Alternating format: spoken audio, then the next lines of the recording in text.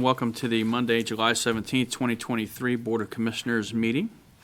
First item of business this evening is the invocation and Pledge of Allegiance. As always, we'll open the floor up to anyone if they would like to come up and lead us in a Pledge of Allegiance and deliver an invocation. You're welcome to do so. Seeing that no one is jumping up to do that this evening, Commissioner Beaumont, would you be glad to do that? I would be happy to do that.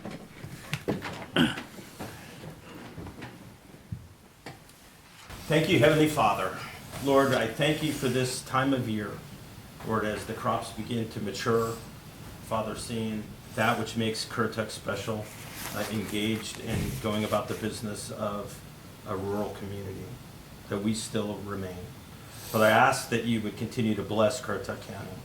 And Father, as an extension of that, Lord, I pray that your hand would be upon this Board of Commissioners this evening.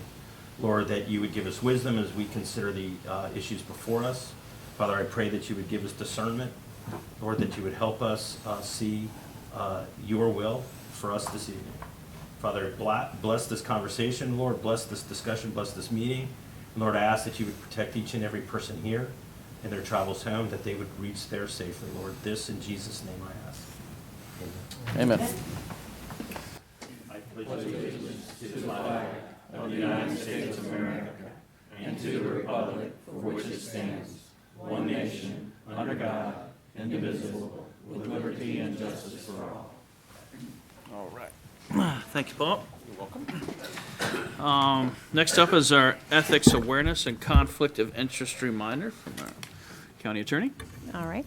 Pursuant to GS 153A-44, a commissioner has a duty to vote on matters coming before the board, but may be excused from voting on issues involving the commissioner's own financial interest, official conduct, or on matters on which the commissioner is prohibited from voting under GS 14-234 or 160D-109.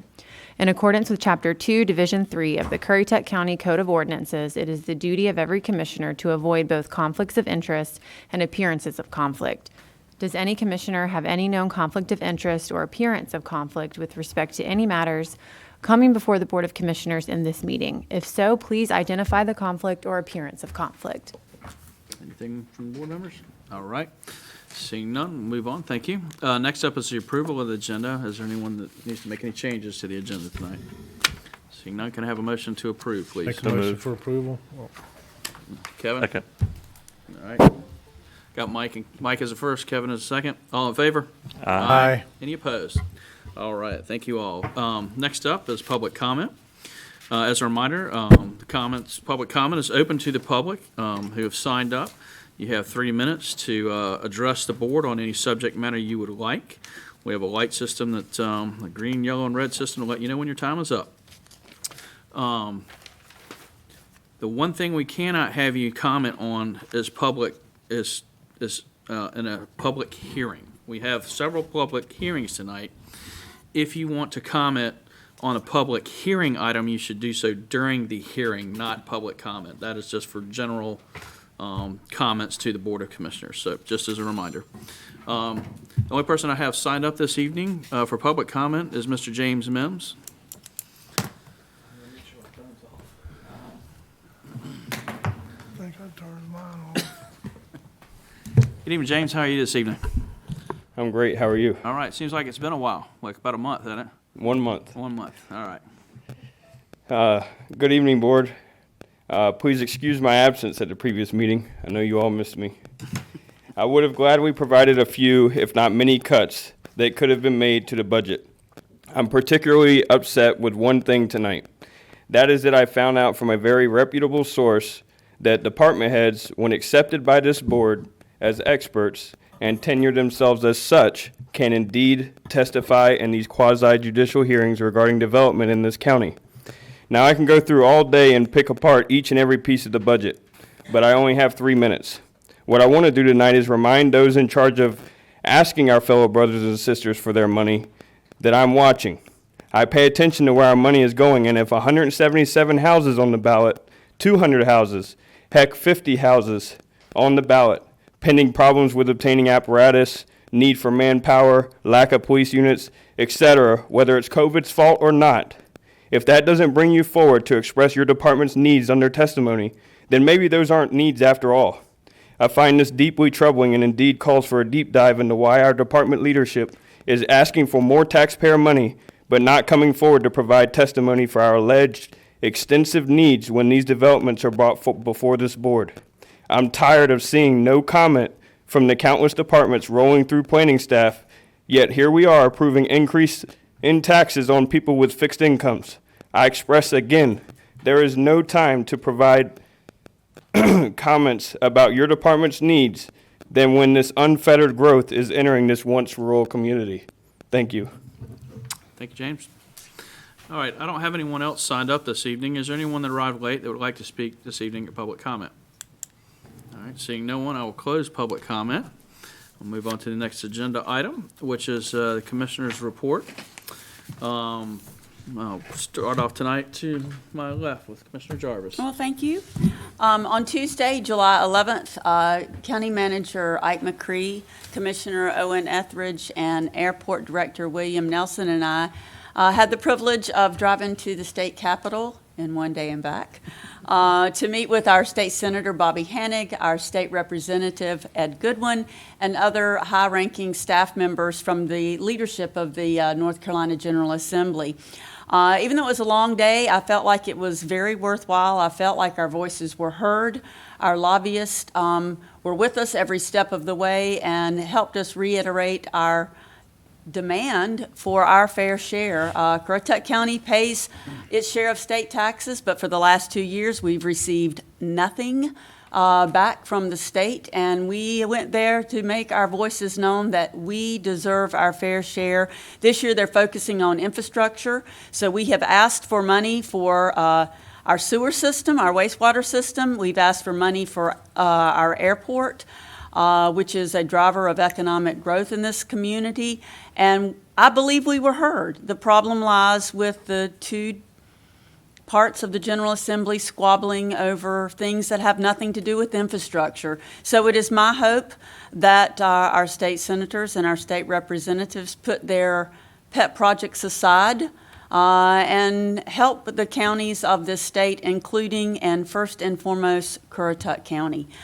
So I thank you for the opportunity to go there and learn, to listen, to advocate for this county. It was my pleasure to represent Currituck County. Thank you. Thank you. Ms. Kitty? Concerning what she just spoke about. Okay. Didn't Bobby Hanig secure money for our county before? No. For like internet and infrastructure? No, we've gotten no money for the last 2 years. We were the only county last year that received no money. So I think what you're talking about is coastal, they had some money in for coastal resiliency. There's some money in for rural internet, things of that nature. But those are larger, overreaching stuff that went across multiple counties. But specifically to Currituck, we asked this year for money for a new school.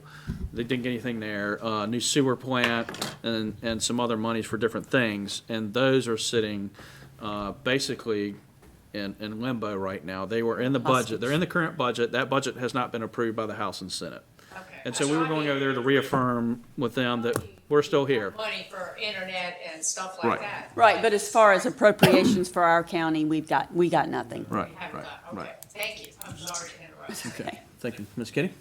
Nothing tonight. All right, quiet from you, thank you. Mike? I have nothing to report this evening. All right. Thank you. How about you, Paul? You good this evening?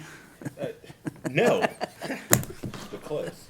I just wanted to have the opportunity, Commissioner White and myself, and of course Kevin was working, so that doesn't really count. But we got a chance to watch the firework display at the Wellhead Club this year, and you know, even prior to them lighting fuses, it was a beautiful day. It was a wonderful time to hang out.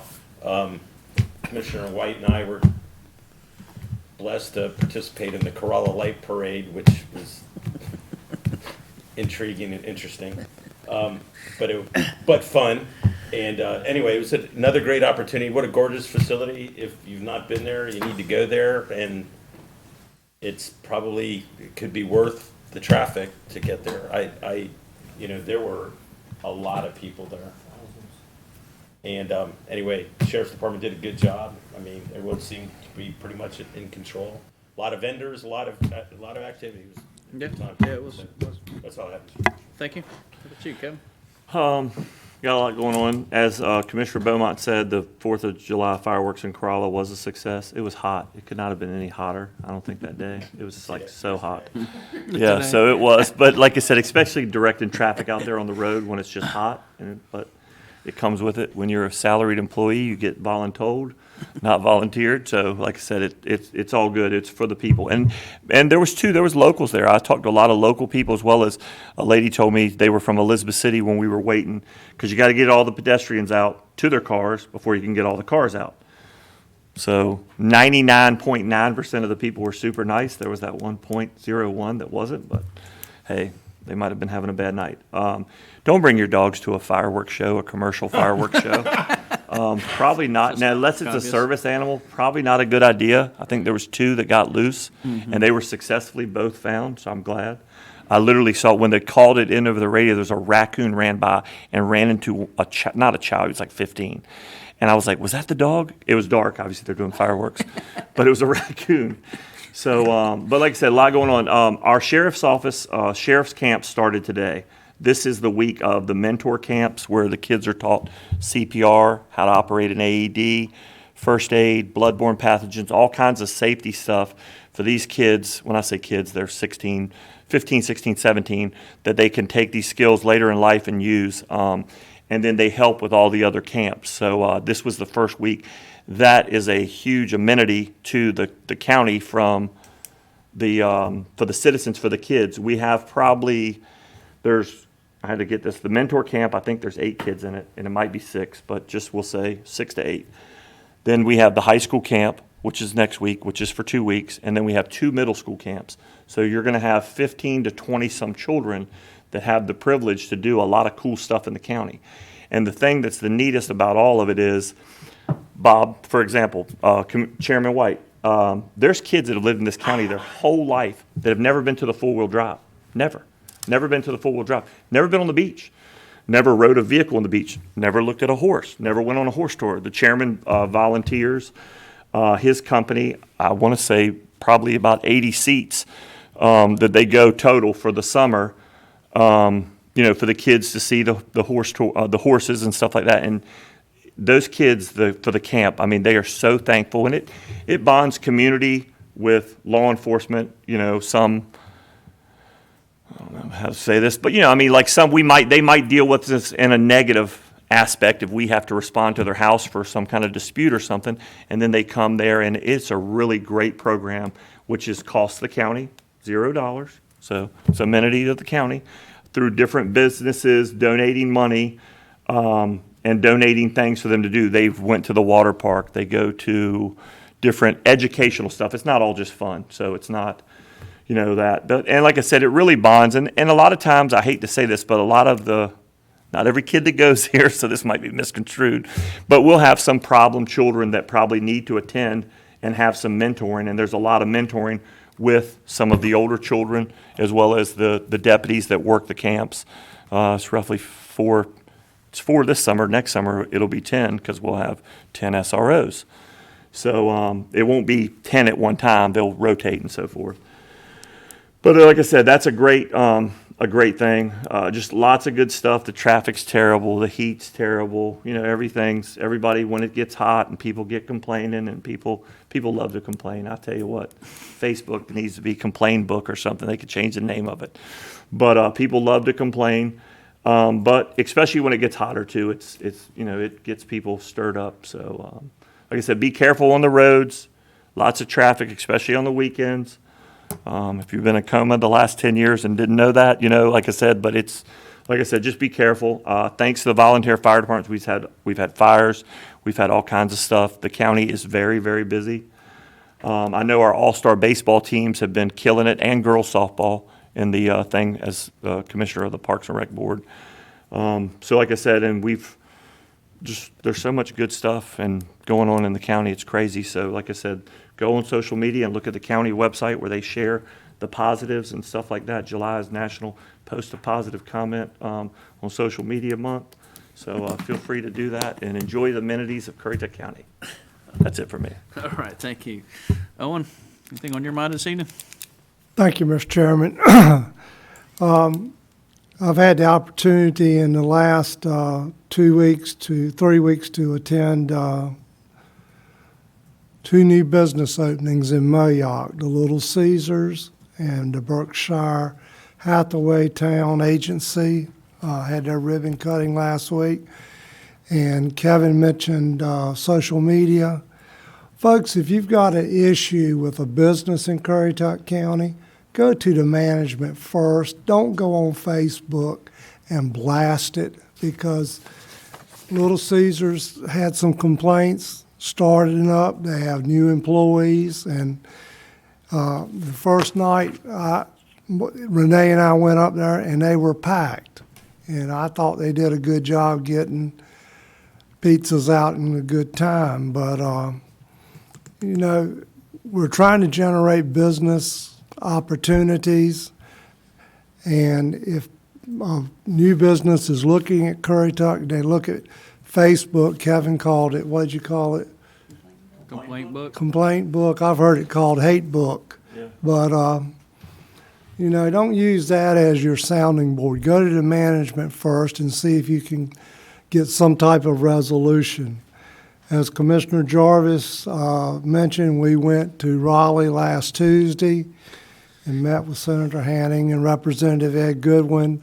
We also had a chance to sit down and talk with the top Senate budget staff writer about Currituck needs. And I told him, I said, I've been on the Board of Commissioners off and on since 1995, and we have never asked the state for a penny. Currituck has always gone it on its own, and now we need some help on a couple of issues, and we hope that you can come forward with it. We gave him the list on the airport that our airport manager, William Nelson, had prioritized. And he said, well, that's good, because I was a little confused about what I saw originally. And I told him, I said, if there's an old saying that the confused mind will always say no. Now that we've cleared up your confusion, the only thing you can say is yes. So hopefully the state will come through with some help for Currituck. And right now, as Commissioner Jarvis said, they're butting heads mainly over the medical marijuana bill. We had a senator tack an amendment on the House version of the budget that couldn't pass it until the House adopted and approved his medical marijuana bill. And I read this week that it will be August before the budget is approved at best. So hopefully they can put aside their differences. They are going to be in session this week for a veto override of the 3 bills that Governor Cooper just vetoed 2 weeks ago. So hopefully they can get those overridden and get on the good work for the people of North Carolina. Thank you, Mr. Chairman. Thank you, sir. All right, I'll be fairly brief this evening. Last Friday, myself, I didn't get to go to I was supposed to go with them on Tuesday over to Raleigh, and I am pretty much not able to leave Currituck County during the summertime to do these kind of things because of my business. So I do apologize for not being able to do that, but we were well represented in Raleigh.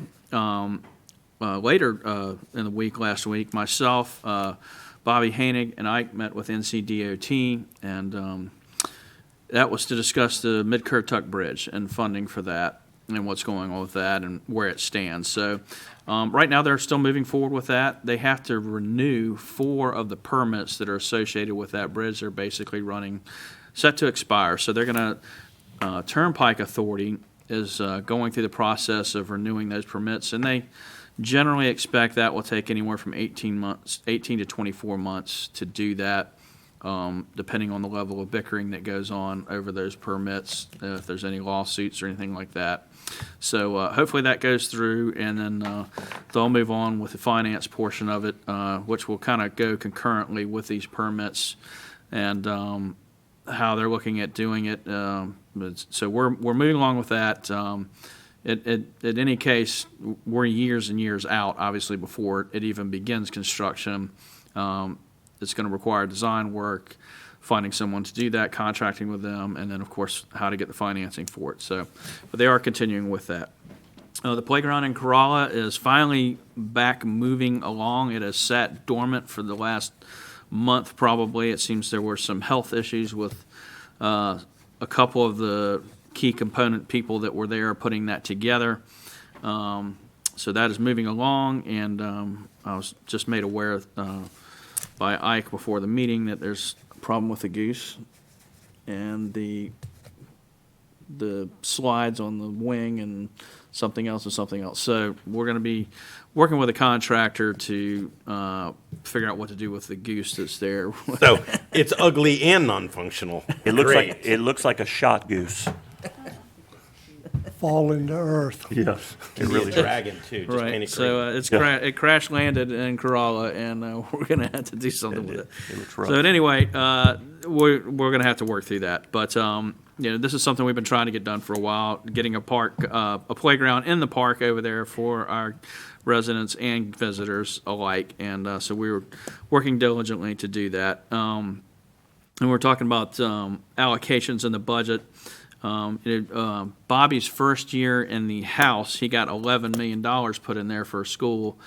And that year, they decided they couldn't pass a budget. And the governor wouldn't sign it, and they didn't have override authority to override him. So that was $11 million out of the budget, and it just never made it to us. That was the last time that I think any allocation, that was 6 years ago at this point, 5 years ago at this point. So that's it for me this evening. We'll move on to the regular business of the county. County manager's report is up next. Nothing tonight, Mr. Chairman. Thank you.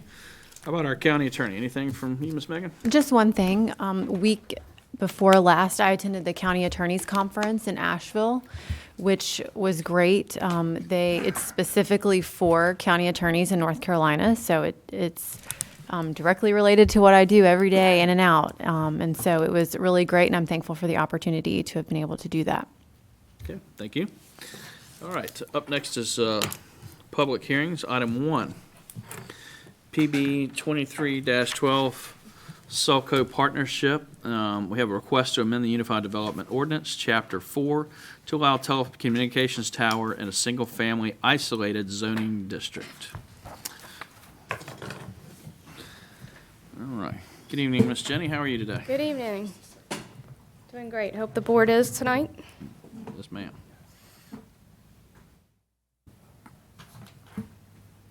So as you just read, Selco Partnership, which is publicly known as Verizon, has requested this text amendment to the ordinance to provide additional and better wireless services to the Gibbs Woods, Knott's Island area, which is what the SFI district is composed of, Knott's Island and Gibbs Woods. There are no tall structures or towers in the area for co-location at this time, and the vast majority of the property in Knott's Island is this SFI zoning. There's some small areas of GB, but it's mostly SFI. So there's no property zoned for this use currently. So their first step is to actually have an ordinance in place where the use is allowed in the zoning district, and then they can proceed with a location.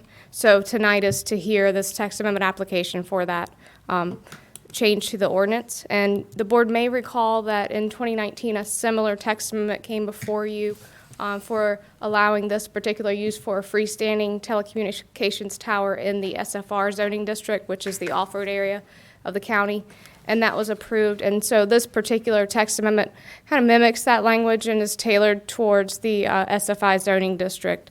The full language pertaining to the towers is included in your agenda packet, even though there are only some certain areas with specific changes before you tonight. So I'll just go through those now. First, you can see the applicant is proposing that a special use permit be the permit that's required for this use, and adding that to the summer use table under the SFI zoning district. And you can see that that's consistent, the same kind of permit as in the other zoning districts where the use is currently permitted. And as you know, that is the issuance of a special use permit is a quasi-judicial decision made by this board following an evidentiary hearing.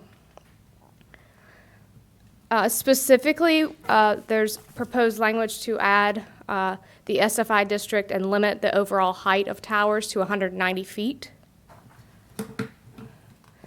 There's similar language about aesthetics of towers, that they be camouflaged with the surrounding area through paint or incorporation into architectural details or design. And then there are, Go back one. sure. So incorporation in architectural design, structure, or other means to be maximum extent practicable. I guess my question is, practicable is a big, right? It's a big opening and you could drive anything through. So, I mean, I've seen them that look like trees, pine trees, but I don't think, I guess my question is, if there's no quality assigned to that or standard assigned to that, why put it in? I mean, it's a good point. I think that depending on the location of the tower may affect the type of aesthetics you may want to see on a tower. A tower, for instance, in the off-road area was kind of in the open, and the board put a condition on that tower that it had to be blue, like a sky blue. Like you said, there's towers that look like trees. Perhaps if it's in a more wooded area, maybe it does look like a tree. I mean, this is the actual language that's existing in the ordinance already. We're adding this district to that language. So I guess my question's a bigger one that, I mean, anyone, It's too open-ended. it's not definable. I mean, if I'm somebody that wants to come and build a tower, I'd like to know what practicable looks like, right? Is your mic on? And who's going to make that determination? The Board of Commissioners.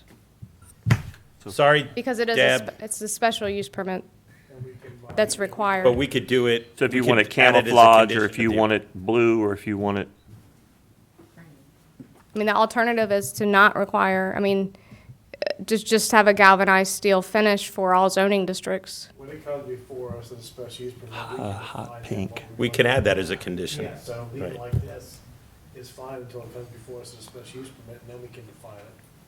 like you said, I mean, and maybe a consensus of somebody, you know, if I live in Gibbs Woods, or where, you know, right in that general area, you know, if that's something somebody wants. I'll go back. Does painting it blue help? I know, that's what I mean, really? No, it's still. No. I mean, it's you still paint a it purple flippin' or hot tower. pink, somebody's So, gonna be mad about I it. mean, We'll have another opportunity to define it. Well, the question about defining it is, how will the applicant know what to present? plan for. Yeah. But A don't they lot of have times a, we have a special use permit come before us, and we ask the applicant then and there too, if they're willing for these changes, Mike? that we just bring them, yeah, I got it on. oh, she just held up the sign. Well, I got it on. It says green.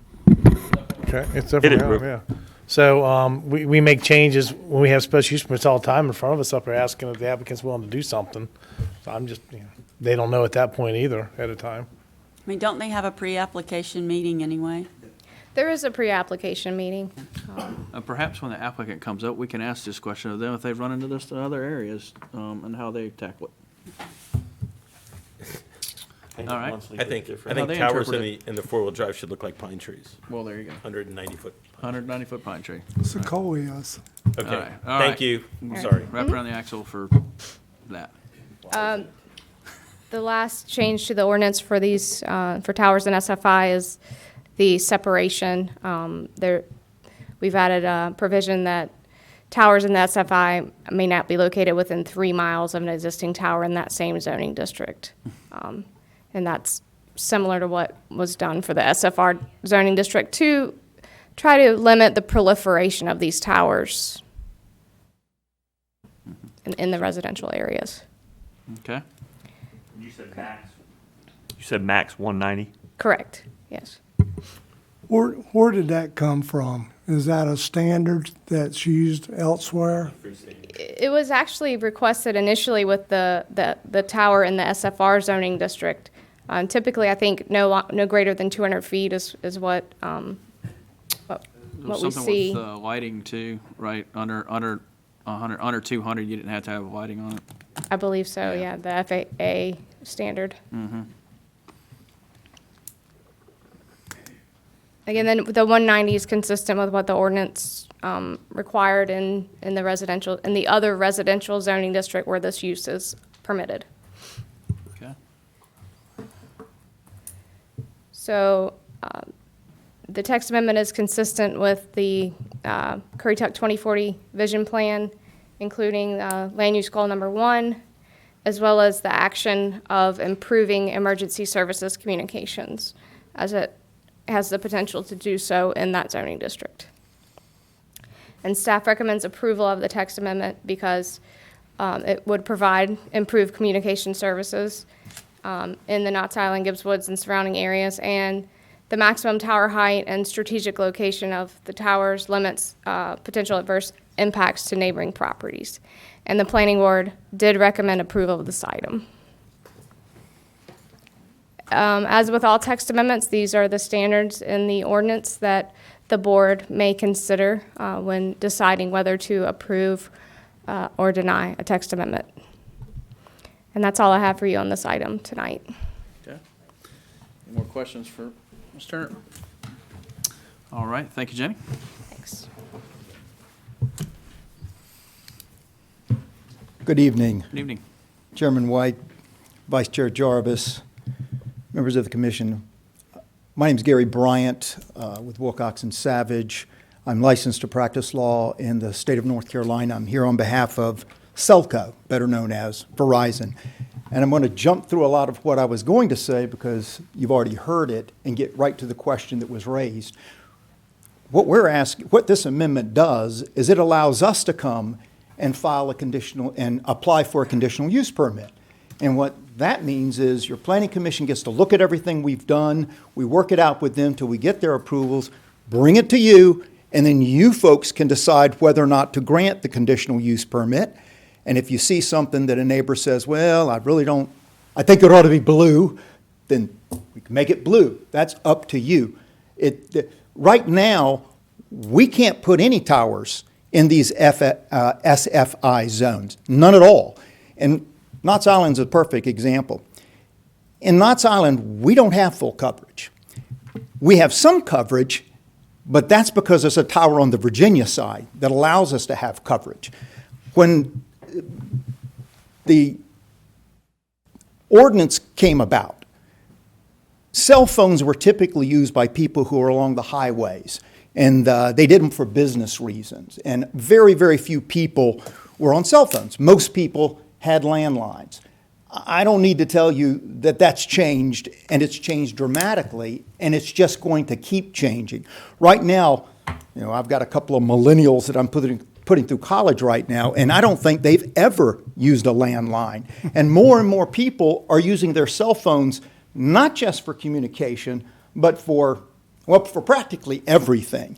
And so the notion that you have parts of Knott's Island and other SFI areas that we can't even put a tower there means that they don't have service, and it's just going to get worse as more and more people cut the landline and rely exclusively on the cell service.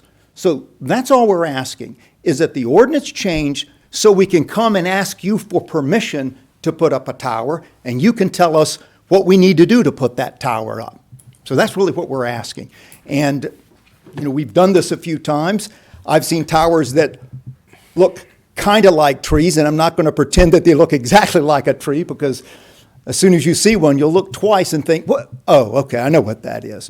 There are some towers that are not monopole designs, and we put a monopole design so it's not as obtrusive. There are towers that are painted. The reason we're below 200 feet is because a lot of people who say, well, if the cell tower is going to be there, I don't want a blinking red light. And the Federal Aviation Administration says, over 200 feet, you need it lighted. So most of these towers are less than 200 feet, and that's what the ordinance will say. This is so we can apply to get a conditional use permit to put a tower in that's less than 200 feet, and when we show it to you, you can tell us whether or not it's okay. So that's all this ordinance is designed to do. We think this is important. We think it's important for the continued growth of the county, certainly to meet the needs of your citizens. not just the convenience aspect, but we're talking about emergency services. All of those now depend very, very heavily on cell usage. So we think this is good for the county, and it'll give us an opportunity to better serve our customers. And incidentally, we're not talking about a proliferation of cell towers. There's usually a co-location policy where you put one of these towers up and more than one provider can go onto that tower. So we're not talking about towers popping up all over the place. That's not what this is designed to do. This is designed to put towers where we can't put them right now. And it's something that we really do think that you need in the county. I'll be happy to entertain any questions. Larry Bickens from Verizon Cellco is here today, and he can answer any questions concerning the business as well. Would a tower, if you guys put it, if this is passed, we put a tower in Knott's Island, would a tower in Knott's Island, say it's by the market, I'm just using, so you put a tower there, will that make coverage better in Gibbs Woods, or would there have to be a tower in Gibbs Woods as well? Because, I mean, you're looking at probably. How far away is Gibbs Woods from Knott's Island? No, it's not, I mean, in a vehicle, it'd be long, I mean, if you go across, from across, it's probably a few miles, but I mean, having to drive around, it's probably 15. Typically it's 3 miles, isn't it? Yeah, it's typically 3 miles. So 3 miles radius. across waterways, it'll solve. Well, They may have to put one in both. yeah, Yeah, that's what, I Look mean, at- like I said, I'm not against if there was one in both. I just was. No, I was I- curious on how much coverage usually a tower will give you a footprint of about 3 miles. all around it. Mm-hmm. Okay. So that's what you got to do. You got to ask yourself, it doesn't mean that we put a tower every 3 miles. There may not, Knott's Island, I think it's pretty, I won't say it's crowded, but there's not room for a lot more homes in Knott's Island. But, we put towers where we think we need those towers, and we try to get overlap so they don't have any gaps in the coverage. That's the idea. That's what we're trying to Because do. there is on the public safety aspect in Knott's Island and Gibbs Woods, as well as with the computers for our EMS and everything. There's so many dead spots where you'll have an officer out there and they'll call them on the radio and they're not responding because the radio's not working. I thought part of our 800, not all of EMS it. upgrade that's coming, It didn't get all of it. It got almost all of it. the one that's not built yet. No, the one that's not built yet, I think, is supposed to get the rest of it, but now it doesn't cover it. Because like we have Verizon Air cards on our computers for Right. the sheriff's office. So We're here to help. I mean, this isn't going to. Can you hear me now, right? This will certainly help. I mean, it certainly won't hurt. So the reason for my point, actually, you may have misinterpreted it. It's Okay. to make your life easier. And that is, if we put in a blanket statement as practicable, right? Mm-hmm. If you can't define it, what does that mean, right? And I'm not asking you for an answer, but the point is, I don't like setting requirements that can't be either enforced, monitored, or at the end of the day, I like details, right? So if it's Understand. of color choosing of the county, fine, right? But to make it blend in is, anyway, that's just me. I think that the way it's written gives flexibility. Some Sometimes county we- wants it to look like a tree. Some people ask for that.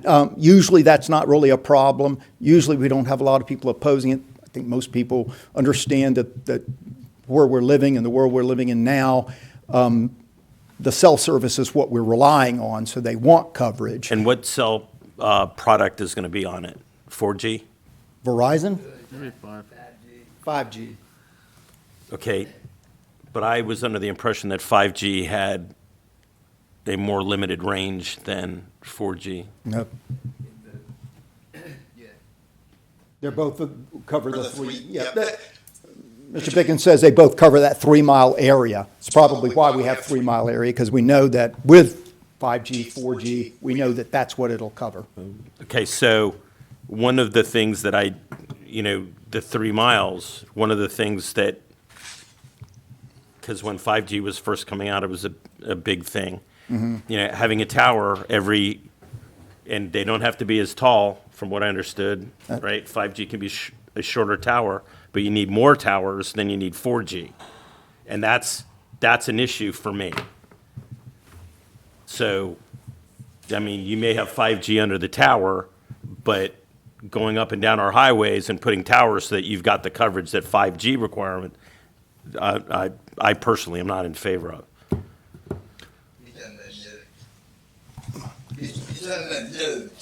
You should. telephone poles, the nodes. Right. Yeah, we're not putting nodes. This will be 5G on the tower. Is what it'll be. 4G, 5G on the tower. And I think what you're asking is, well, if 5G requires more, what does that mean? Does that mean we're going to have a tower all along Route 168? No, we're not doing that. No.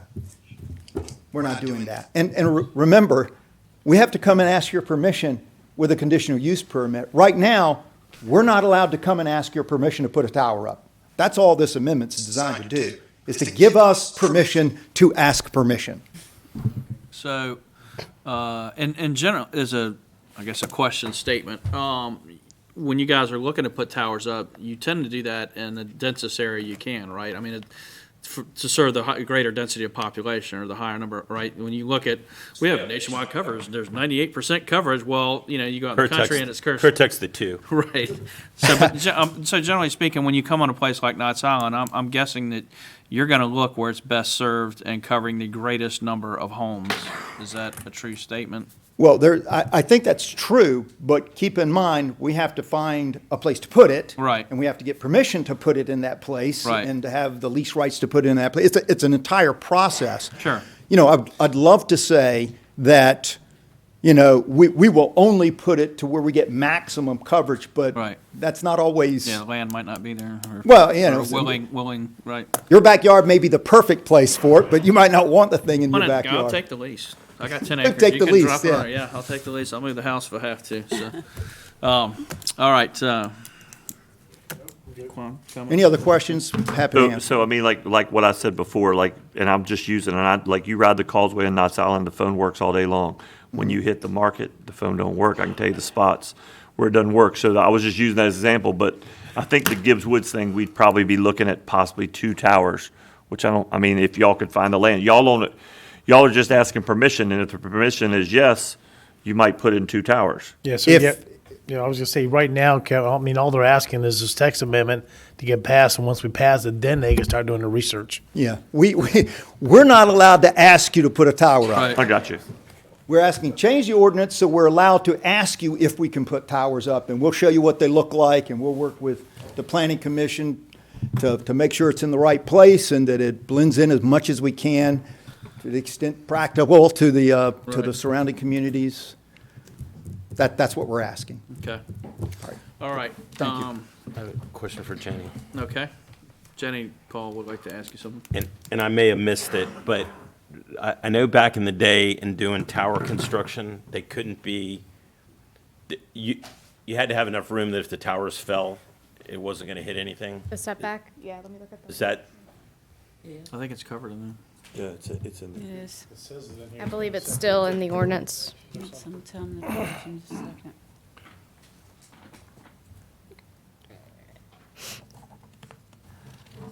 So what I'm trying to visualize is you have a subdivision, you have a residential, and one of those lots is going to either lease out the back 40 or whatever. I'm curious what our experience has been on the mainland, I guess, with this ordinance and tower construction and ease of the setbacks. So the Being able ordinance, to comply, I guess. the ordinance does require 1 foot of setback from the front side and rear property lines for every 1 foot of tower height. Are you talking about buildings near a tower? Well, so for example, and I don't know that 190 feet, if it's in the middle of the lot, right, that lot's got to be basically 400 feet wide and 400 feet deep, unless it's got a house, and then it'll be even worse. Is that hard to do, easy to do? It's probably hard to do. But there are some exceptions to that for certain types of towers. I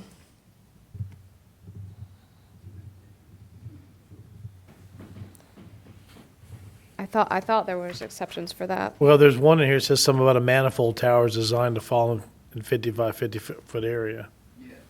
Yeah, so if you do those, it's designed to keep it tight to the, yes.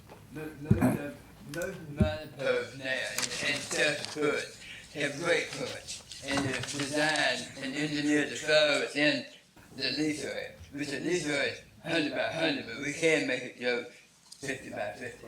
It would just the setback. And those guys over there, too. Fall. Crumple zones. Got it. And just to note, on the mainland, They don't break it. agriculture and general business, as well as the industrial zones, are the zones that currently are permitted to have towers. That's it. Okay. All right. Thank you, Jenny. All right, any other questions for staff or the applicant this evening? All right.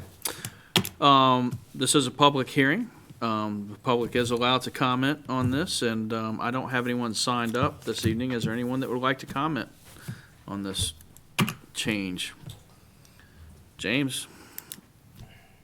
Again, you gotta state your name and address for the record. You know the drill. I swear, and I just have a No, question. this one's easy. Okay, this is not quasi-judicial hearing? This is easy. Yep. This was not a quasi-judicial? Yes, sir. I'm tracking, I don't need to ask any questions. All right, good deal. All right. Anyone else? All right, seeing no one, I'll close the public comment. And if there's no further discussion from the board, I'll open the floor for a motion.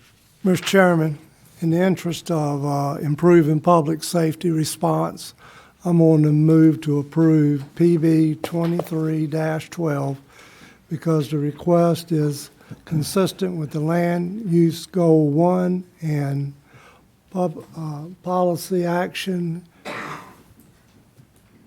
OGK-Act ACT-24 of the Imagine Currituck 2040 Vision Plan. Okay, thank you. I'll second it. Thank you, Kevin. Any further discussion from the board? All in favor? Aye. Any opposed? All right, hearing none, it passes unanimously. All right. Thank you. Have a good evening. You have to stay till bedtime. Yep. Which with Owen is only in about another 30 minutes.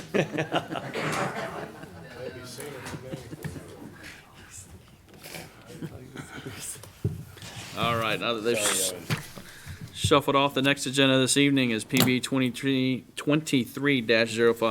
Currituck County is requesting to amend the Unified Development Ordinance, Chapter 10, to exempt buildings or structures owned or operated by the county or state, colleges, or universities to include elementary schools, middle schools, high schools, vocational or trade schools for the maximum height requirements, from the maximum height requirements. Good evening, Ms. Donna. How are you? Good evening. I'm been doing a while. well. Hope you are. I apologize, first of all, for presenting from the chair. I'm still recovering from foot surgery and have a little trouble standing for long right, periods well, of time. So certainly thank you understood. for bearing with me on that. So this text amendment that's presented to you tonight was submitted by the Development Services Department to modify the height regulations. This would exempt structures or buildings that are owned or operated by the county or state, as well as any educational facilities. Those educational facilities would include elementary, middle, high, vocational schools, as well as colleges and universities. This particular amendment only exempts the structure or building from the height requirement. All other requirements of the ordinance would have to be met. And the maximum height in all districts is 35 feet, with the exception of HI, and we're at 65 feet. So, and that height measurement is measured from the highest point of the highest roof surface, or the mean roof height. And as you can see from this, if you are looking at a structure or a multi-floor structure, if you also have mechanical mezzanine above the second floor, that structure typically is going to go above 35 feet. And so this particular amendment would allow for those buildings to exceed the 35-foot height limitation. The specific language that is being amended is in section 10.3.6C, which deals with the exceptions to the maximum roof or maximum height limitation, and it adds in that language that would exempt the county or state buildings or structures and those part of educational facilities. The applicable goals and policies of Imagine Currituck, the vision plan, include land use goal and policy 4, as well as infrastructure and county services goals and policies 1, 2, 7, 7.1, 7.3, 8, and 8.1. And those policies focus on providing flexibility in the design as well as the location of public infrastructure and public facilities to best meet the needs of the community and the citizens. It also provides for adequate infrastructure needs to accommodate the growing population that we're seeing in the county. The staff recommends approval of the proposed text amendment. It is consistent with the goals and policies of Imagine Currituck Vision Plan, and the multi-story public buildings and educational facilities typically would exceed 35 feet, and it allows for that increase to accommodate the infrastructure needs without the additional laborious and costly processes that you would typically have for a Board of Adjustment hearing. The Planning Board recommended approval of this request 6-1. And I'll be happy to answer any questions you may have regarding this application. I'm also including the text amendment review standards to help guide you in your decision-making process for this application. Did we not, did this board, didn't we approve an amendment to the height to the public safety building? Yes, that was the HI So we were, district. so we're allowed, so we were able to do that without an amended text amendment? It increased the height of all structures and buildings to 65 feet in the HI. Okay. And then this, we're proposing this for the entire county right now. This would be an exception to the definition for the entire county for, Do we have anything, like, and I know, and I asked the question too to a couple of the fire guys, like the 100-foot to 75-foot is like our, I guess, our fire apparatus to be able to fight the fire if there was a fire at one of those buildings. So, I mean, I know the public safety was to 65 feet, which obviously 65 is less than 75, so, but is there any set limit on height on ours? I mean, Well- or in any of this? Apparatus does not define a structure height. Yeah. I mean, if that were the case, there'd never be a high-rise, right? Exactly. all of the buildings and structures would go through TRC for review and would be reviewed by the fire code official. So, all right, give me an example of, because when we look at, it creates, reduces the cost to the Currituck County, residents and all of that, right? I could turn around and say the same thing for a commercial entity that wants to build a commercial building or wants to build a townhouse. And, in order to provide better value to our residents, we're more compact, less, and so give me an example where the county wants to build something that under the current ordinance, we can't. I get it, this will streamline that because we don't have to get a conditional approval, but we're in heavy industrial now, so what is driving the text amendment, I guess is my question. We do have an elementary school that is being proposed on Tolls Creek Road that would not meet this height requirement of 35 feet. And how high is it coming in? I'd have to ask, I believe 44 feet, 6 inches is the greatest height. I think it's in the agenda packet. I'm not sure what page. And so do they have a mezzanine mechanical? Is that what's going on? Okay, so if a private entity was building a building and they had a mezzanine mechanical, they couldn't,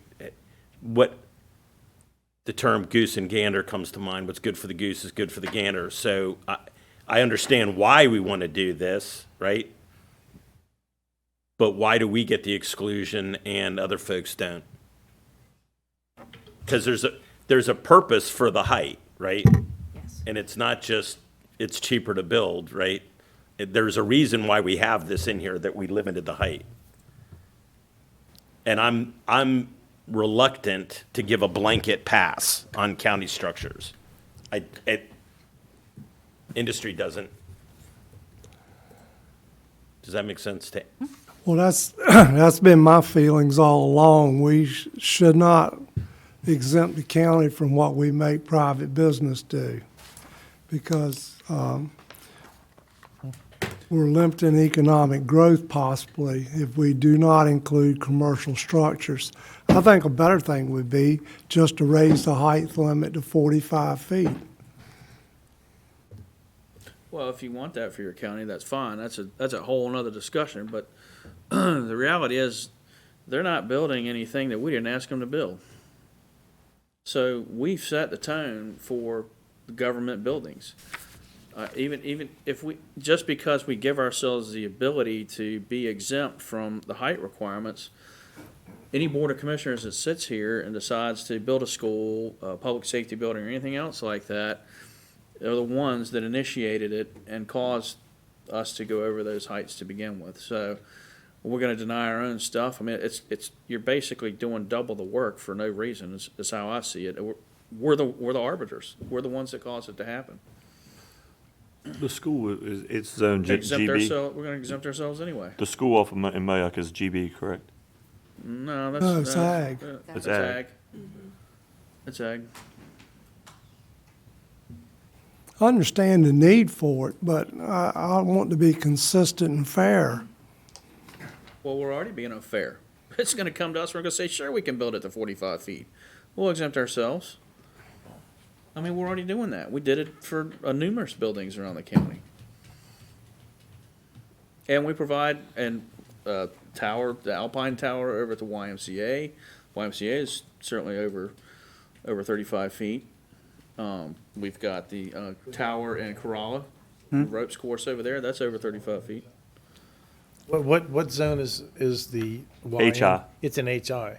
Right. So we only did that though Oh, we for did- this all right. public service building. So we zoned it HI. Yeah, so it's in the HI already. So So we zoned it HI. Yeah, But like Corolla, that's GB. Well, H2OBX, HTML. and that that's resulted in us industrial. changing for recreational purposes and Right. adding that. Right. So we have been responsive to unique needs. Exactly. but to Paul's point, they've come before us and justified the need, and we made a decision whether or not we wanted to justify a decision to, exceed that height for that opportunity. I guess my point is, I understand what we're doing, right?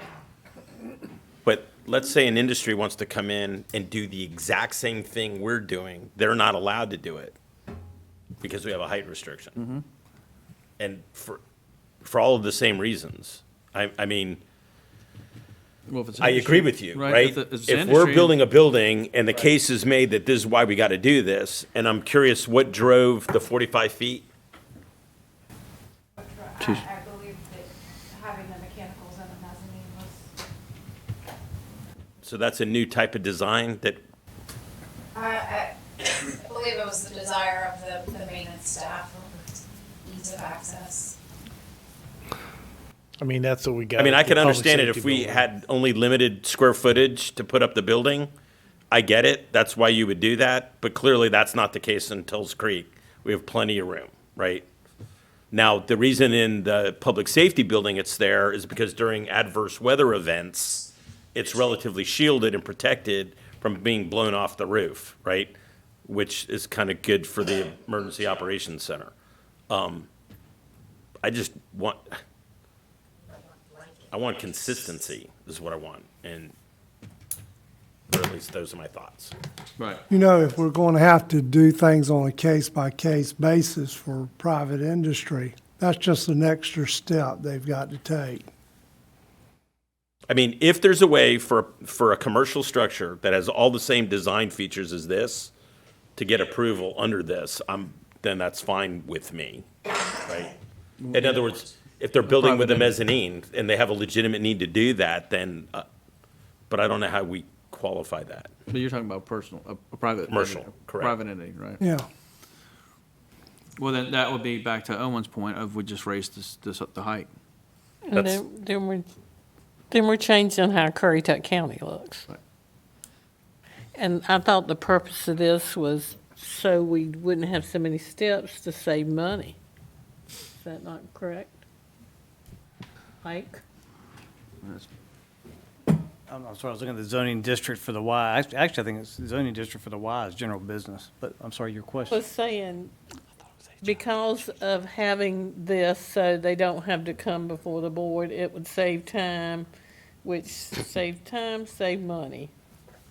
That's one of the basis for the request. But it's also to address the board's value to build a two-story elementary school, and designers have determined that the mechanicals in a mezzanine level above the second floor is preferable. Okay, so how often do we see this, or would we see this in a school building? Every school? I don't know, again, unless it's the board's value to continue two-story construction of school facilities going forward. But the high school's a two-story, and they don't have a mezzanine. They have all their equipment out back. Right. Yeah. I think well, yeah. Well, they do. It's You're dealing with, yeah, but you're Add dealing to with. the cost to build a stronger structure to hold it.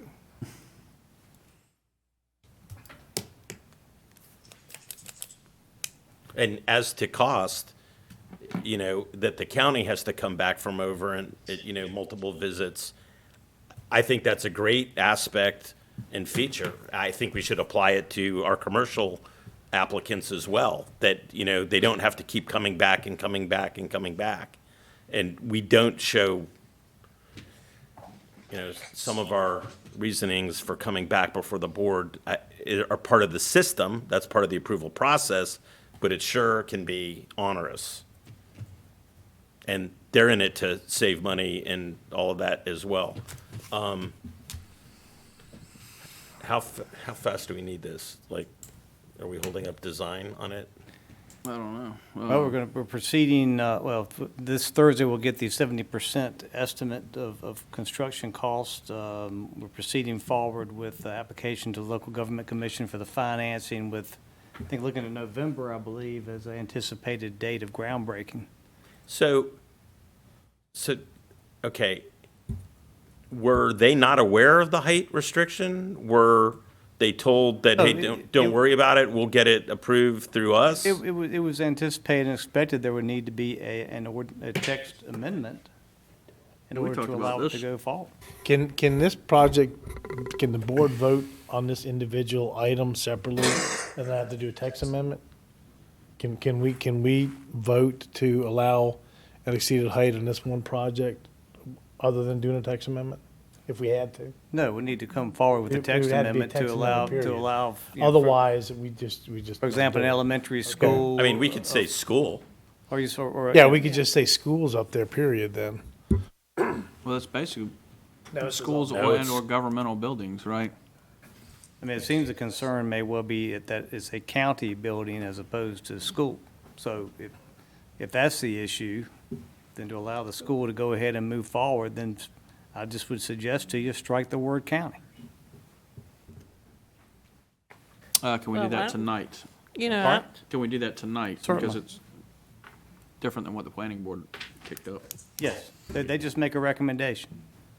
I don't think we had this much discussion when we had the issue with the new townhomes being built over the height. Right, And over 18 over, inches. yeah, By a company that knew they were violating it. right.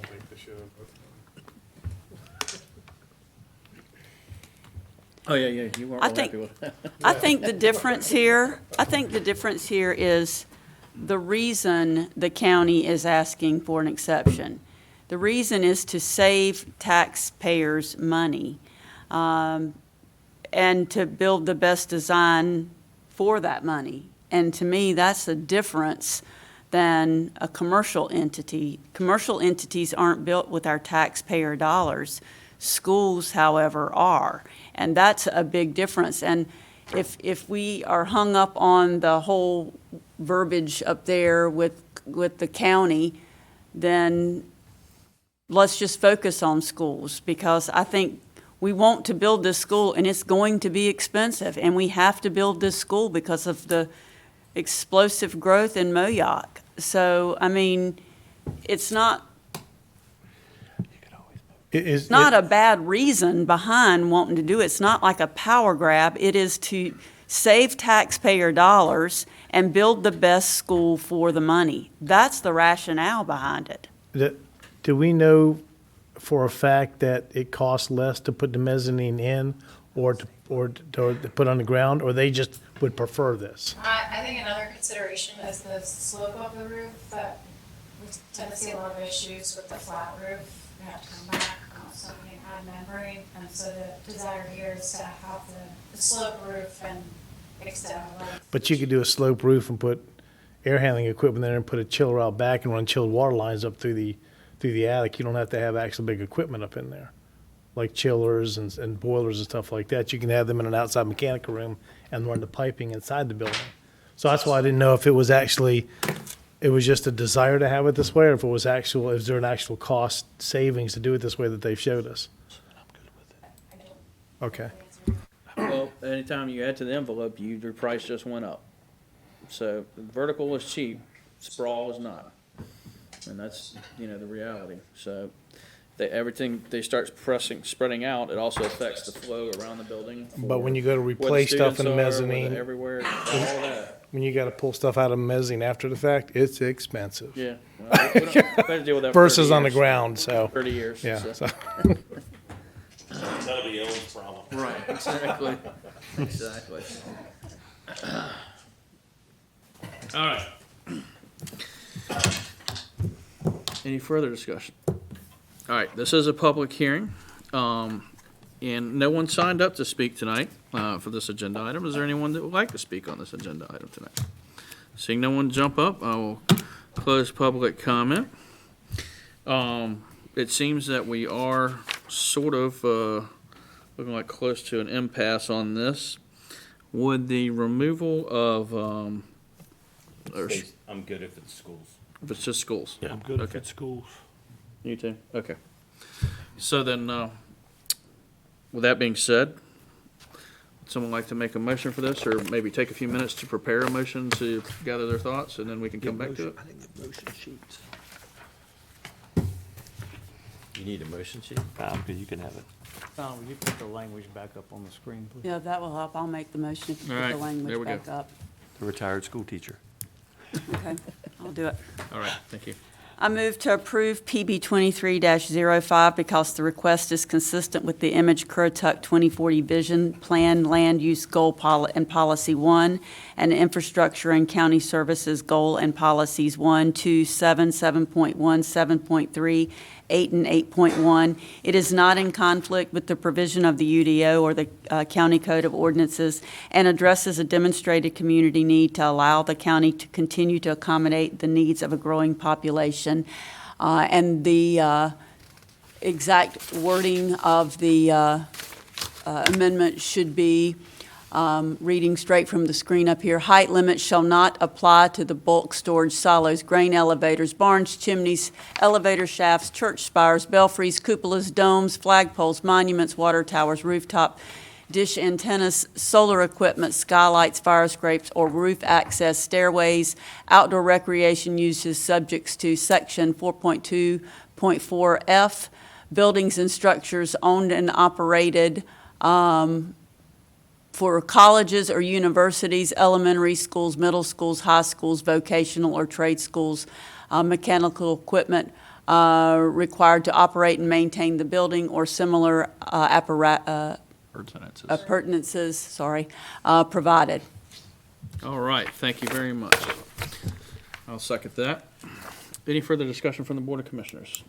I would ask that we do bring forward an amendment to put county buildings into a text amendment along with commercial structures. Okay, At a future date? Mm-hmm. Well, yeah, we can have a discussion. we'll have yeah. to have this Yeah. discussion with that. This but- is just to allow right now for schools. Yep. Well, I know that, but I, Okay, yeah, no, I mean, but that's what we're doing. Point. Yeah. All right, we'll get that on a work session. All right, so we have a motion and a second. Any further discussion on this item? All in favor? Aye. Aye. Any opposed? All right, thank you all. Do we need a break before we jump into the next agenda item? Yeah. Good, okay. All right. Next up, we have, I lost my sheet. Next up, we have PB 23-09, Currituck County request for an amendment to Unified Development Ordinance, Chapter 2, to further clarify hearing a denied quasi-judicial decision. Who's got this one this evening? That would be me. That would be you? All right. The lady in yellow. Thank you. This text amendment is for rehearing, as you mentioned, a denied application, and it's submitted by the Development Services Department. And what the objective of this application is, it's to align the ordinance with North Carolina case law. And it includes clarifying the standards for rehearing a denied application that is part of a legislative public hearing. And it establishes new language for rehearing a denied application requiring an evidentiary hearing. The specific language that is being changed is in section 2.3.16A1. And this is the legislative section, and we're adding that language in. Basically, it's the current ordinance language, but we're clarifying this to just be the legislative language. And that allows an applicant to wait a year, bring back the application, and it can be reheard. Or if they want to provide a reason for rehearing it earlier, the Board of Commissioners, on a 2/3 vote, could potentially rehear that if one of the elements that are listed here are being demonstrated as part of the application, and that includes change conditions and things like that. The new language is for the quasi-judicial decisions or an evidentiary hearing.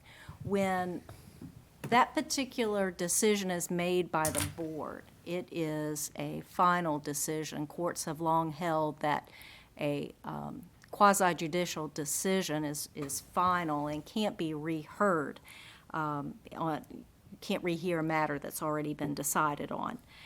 And this language specifies that unless it is a new application where the applicant has demonstrated there are change conditions or new information is available that wasn't available during the first hearing, or it's materially different. And I think you recently had a case where you looked at a subdivision that fell in that category.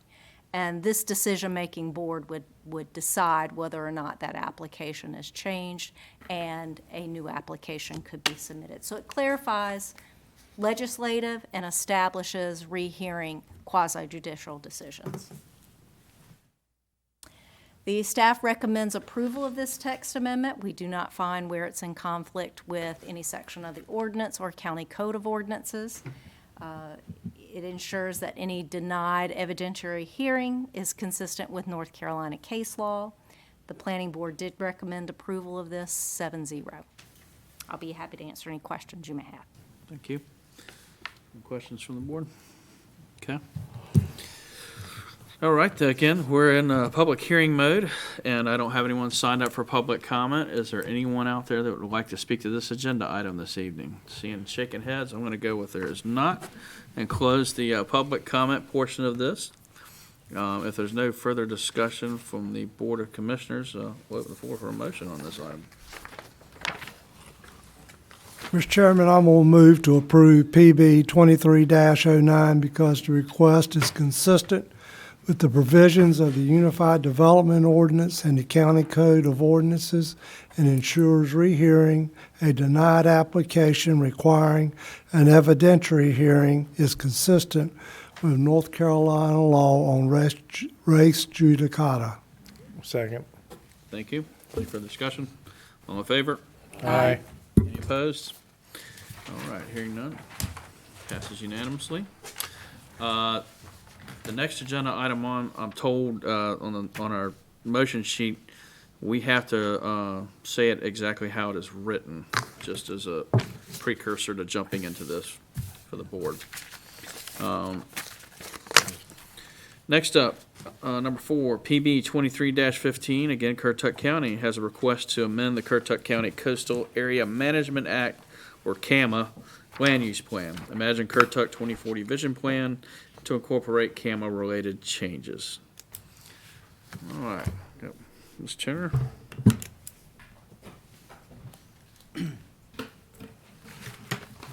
Thank you, Mr. Chairman. Right here.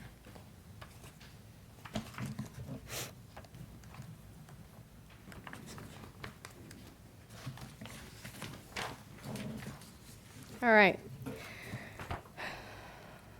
So the board adopted the Imagine Currituck 2040 vision plan last year, and at the time, the plan was still in the determination of completeness review and the process with the Division of Coastal Management for having a plan that was ready for CAMA certification.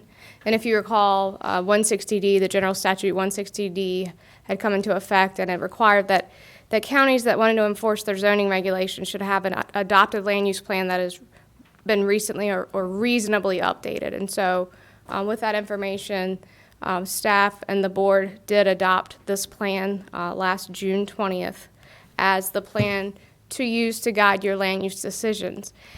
And during the meantime, we were trying to get the plan to the point of being able to submit to the Coastal Resources Commission to actually be certified as the CAMA land use plan. And so that's what we're doing here tonight. The plan has been amended based on comments from the Division of Coastal Management as well as the state agencies that reviewed the plan. The plan was submitted to the state in April of last year. The second round of comments after that submittal was received in October of last year, and staff worked through that with the consultant. We're able to complete the plan. That was sent to the Division of Coastal Management. The state review, which consists of a 30-day and then a subsequent 45-day review, was completed on March 3rd of this year. And the few comments that we received through that process have been incorporated into the plan. And so all those comments have been addressed, and this is the last step before we can submit the plan to the CRC for certification as the county's official CAMA land use plan. So I'm just going to go over briefly the changes that were made, just so you're aware of what they are.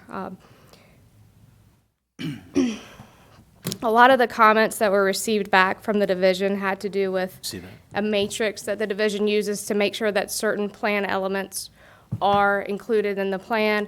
And how that's referenced, they want that to be referenced very specifically. So a lot of the comments that were received were about referencing certain sections of the plan in the matrix, which was more of just trying to make sure page numbers were correct and all the information that was required to be in the plan was in the plan and referenced appropriately in the matrix. Another comment was they wanted another 5-year projection of seasonal and permanent population, so that was added to the plan. There were comments regarding water and wastewater systems, both private and public. They wanted to see mapped service areas of those systems, capacity numbers, as well as the existing condition of those plants, whether they're in excellent, good, poor, or fair condition. So all that was updated in the plan. There was a general comment about the future land use map. It's going to be really hard to see on the screen here, but there are some strategic locations that are called gateways, which are really just kind of entrances to certain areas within the county that you may want to accentuate and reference in your land use plan decisions.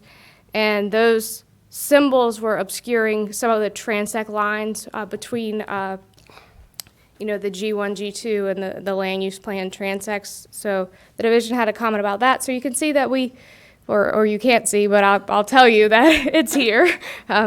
There are some, and I can't point or anything, but on these inset maps, these are thank you, Donna. There's one there. So you can see on the overall plan, we've left those gateway locations, and we've removed it on the maps that are more in the geography area, so you can see the transition of those transects more clearly. If you have a copy of the plan, it will be easier to do. And then, of course, it will also be on the online mapping for your review. And then a big part of the comments, or a main component, pertain to how the plan will be used, and specifically how the plan will be used by the Division of Coastal Management and the state, how they're going to use the plan. And then if the plan had policies that would exceed state standards. And so we've clarified that the plan is a guidance document, it's not regulatory, and it should not be used as the sole basis to deny CAMA permits, and there are no policies that exceed the state standards with respect to issuing CAMA permits. And so the plan is ready to be adopted, so we can complete the certification process. And if the board has any questions at this time, I'd be happy to try to answer those for you. Don't see any. All right. Oh, we do. How long will it take them to approve this, generally speaking? My understanding is the process is quicker now. I would expect maybe about 4 weeks. Oh, okay. Instead of 4 years. It now may go to the executive director of the Division of Coastal Management for review and sign off, rather than to the full Coastal Resources Commission. All right. Thank you. Anything further? All right. Once again, this is a public hearing, and I have no one signed up for public comment. Is there anyone who has any questions about the land use plan adoption? All right. Seeing none, I will close public comment, and I will again open the floor for a motion from the Board of Commissioners. Mr. Chairman, I move to approve and adopt by resolution the Imagine Currituck 2040 Vision Plan as the CAMA land use plan for Currituck County. Okay, we have a second? Second. Thank you, Ms. Kitty.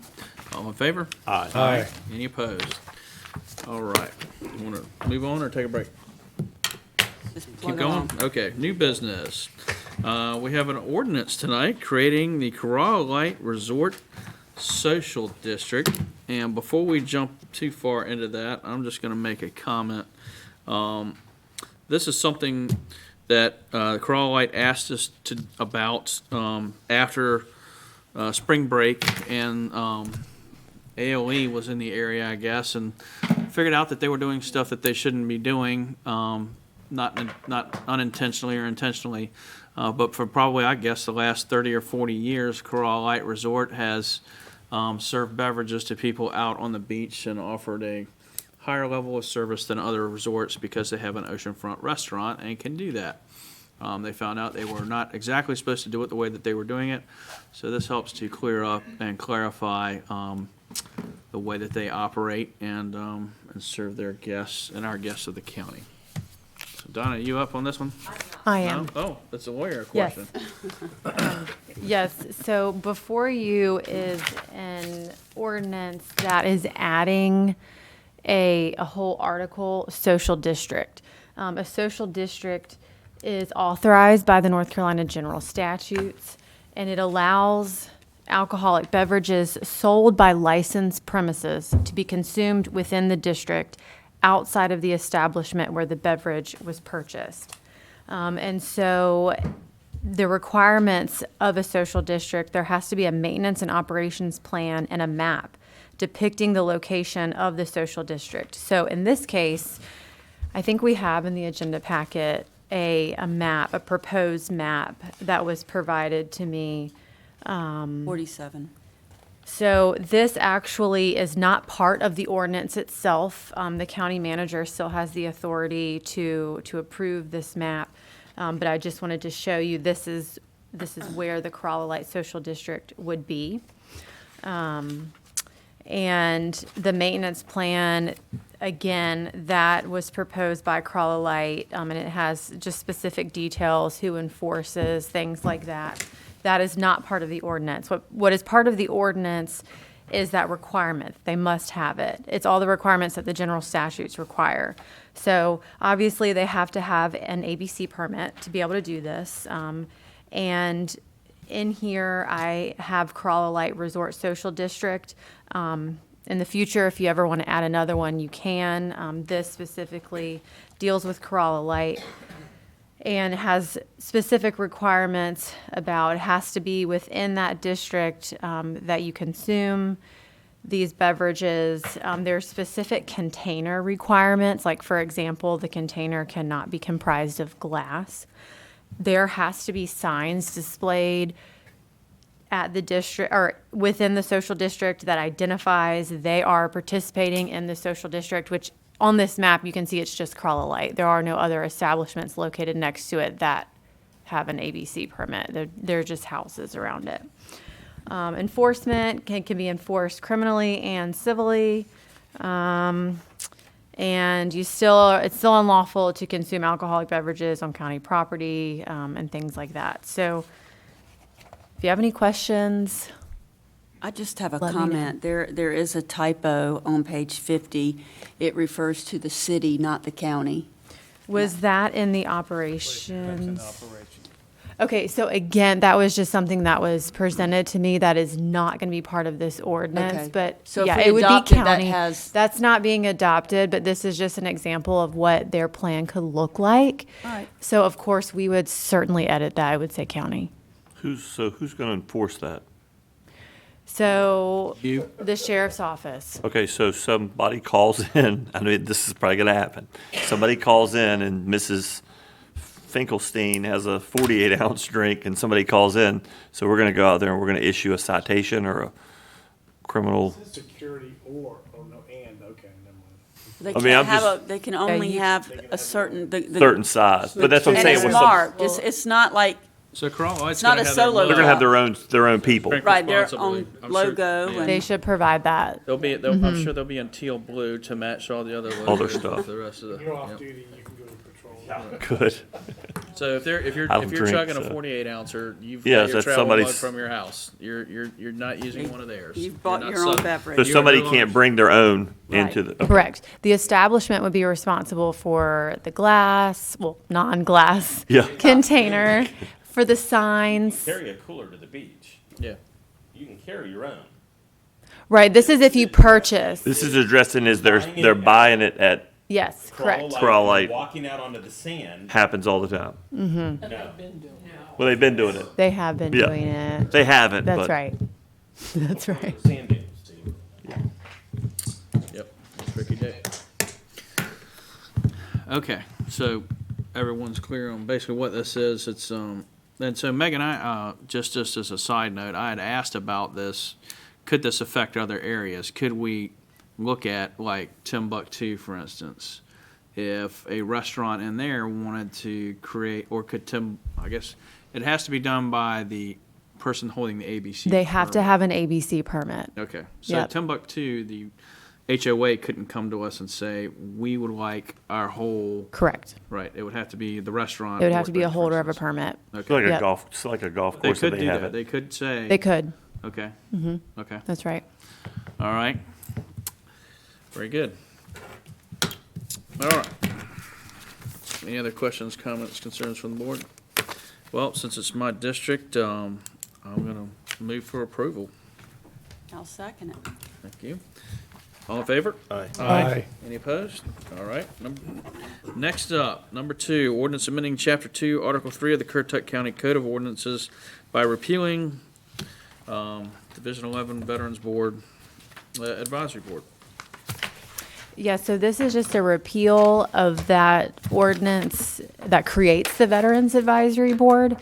I was given direction that we are getting rid of that. So this is repealing that. There will no longer be a Veterans Advisory Board if you adopt this. And I think the reason, Commissioner Beaumont, you said to me, it's just there's no, The challenge was, number one, identification of what the purpose of the board would be. And between the veteran support services that are already available locally and as provided by the state, it really was a board in search of a mission. That was one aspect of it, but to staff it, despite all the veterans that were around, it was a constant, we constantly were having folks show up and we did not have quorums. So, and it didn't matter how many people were on the board. It was just, they either were deployed or moved or whatever. And so at the end of the day, in evaluating, how much value we were getting out of the board, it was our determination that it probably had served its brief purpose, but that was no longer necessary. and there's other avenues in the county that would support Absolutely. them and take care of the needs that they have. Absolutely. And it also helped because one of the other things that got captured was the VA facility in Elizabeth City because of that close proximity and how easy it is to get in and out of there. Well, that's another Anyway. thing. All right, well, that's probably the same for every VA I ever went to when I was in the Marines, so. Yep. All right. Any discussion further? Any questions, Mike? Anything further? No, I mean, we've got 1, 2, 3 veterans up here, so you're right. Right. Okay. All right. That being said, I'll open the floor for a motion on this then.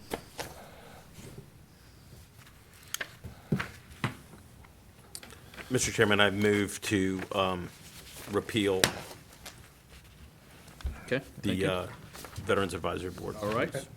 Owen, second. All in favor? Aye. Any opposed?